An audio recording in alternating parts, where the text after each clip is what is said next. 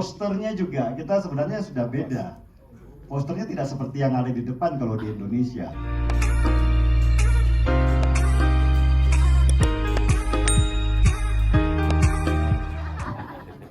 Saya kontak dengan para waris itu lewat pasukan khusus yang adalah pimpinan-pimpinan daripada bapak-bapaknya mereka dulu. Dan salah satu anaknya titip pesan, dia bilang dia bangga sama bapaknya.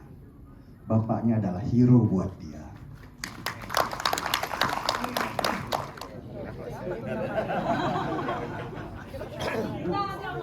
Kenapa kita meskipun ceritanya sebenarnya, tapi kita pakai nama-nama fiction supaya kita bisa enak memainkan filmnya. Karena kalau kita pakai nama sebenar daripada ahli warisnya atau warisnya yang korban-korban, kita takut keluarganya nanti akan mengikat kita supaya tidak bisa bikin film yang film. Ya, kita tidak ingin bikin dokumenter. Karena itu kita pakai nama-nama itu kita rubah, kita bejakan seperti Gendis. Itu nama sebenarnya adalah Ibtu Sulastri. Beliau masih hidup, sekarang menjadi kepala polisi di Kalimantan.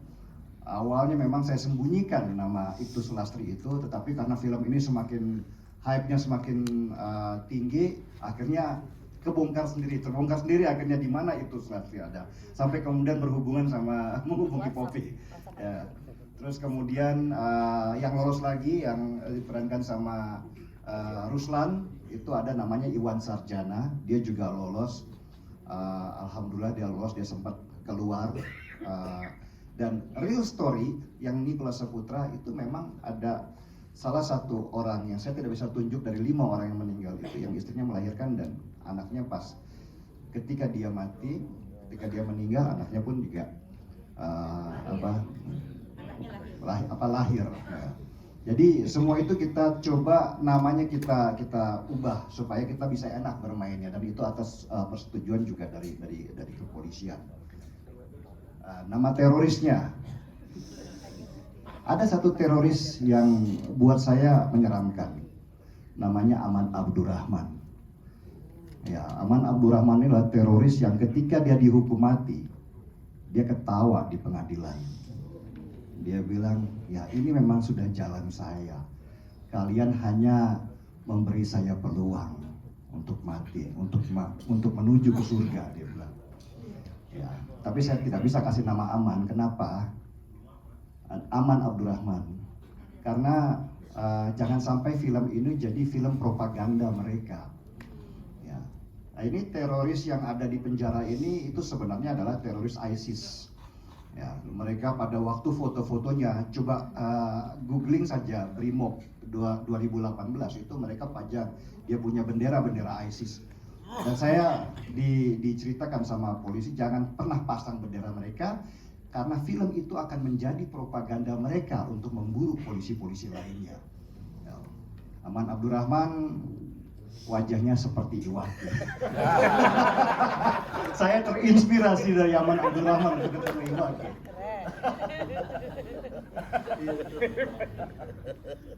Thank you.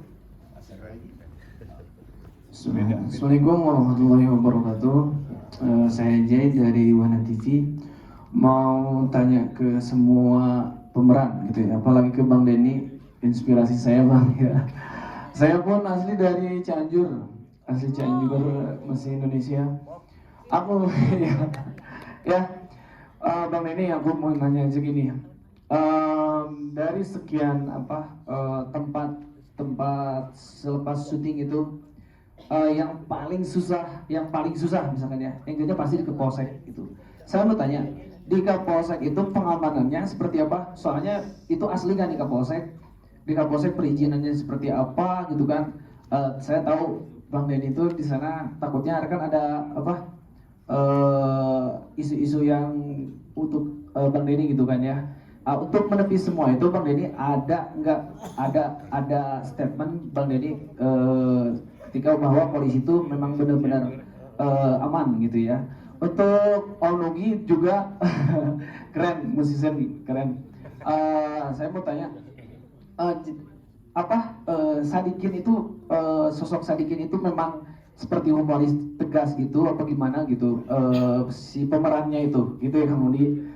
Untuk Teh Popi apa memang seperti itu nanya makan terus gitu ya tadi apa memang di skenario nya itu memang sengaja untuk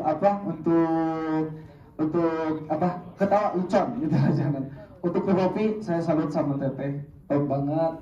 Terima kasih udah membawa sejarah Indonesia ke kita selain tayang di Malaysia sama di Indonesia di mana aja gitu kan untuk Iwake Leong keren ya saya bangga untuk kalian semuanya apalagi Aryo ya saya bangga buat kalian pokoknya saya bangga ya. Kalau dibilang di mana yang paling susah lokasi syuting, ya kantor polisi. Karena itu kita harus merusakkan kantor polisi dan kita harus bikin bagus lagi itu kantor polisi. Kita sudah dapat persetujuan dari kepolisian untuk bisa bikin syuting di sana.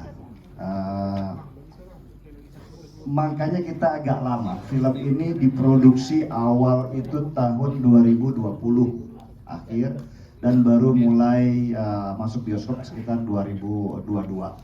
Jadi perizinannya tidak gampang dan alhamdulillah juga nggak banyak dapat potongan-potongan dari polisi. Ya mungkin kalau ada sih potongan, tapi ketika kita masuk Malaysia aja banyak dipotong sebenarnya.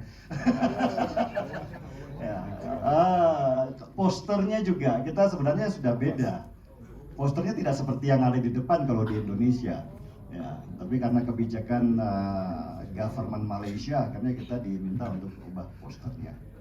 Tapi karena kebijakan government Malaysia, akhirnya kita diminta untuk ubah posternya. Thank you.